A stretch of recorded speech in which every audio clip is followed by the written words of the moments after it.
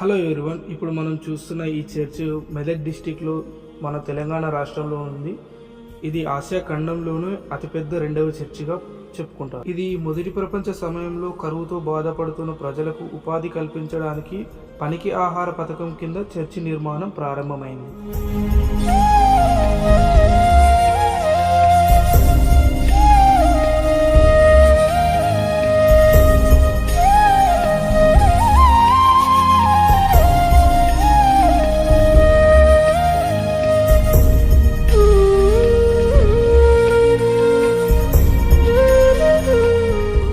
దీనిని సుమారు 10 సంవత్సరాలు నిర్మించి 1924లో పూర్తి చేశారు.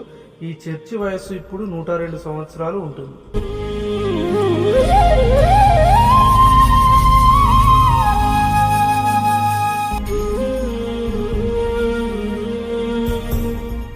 ఎంతో అందంగా ఉండే ఈ చర్చిని చూడడానికి విదేశాల నుండి వస్తారు.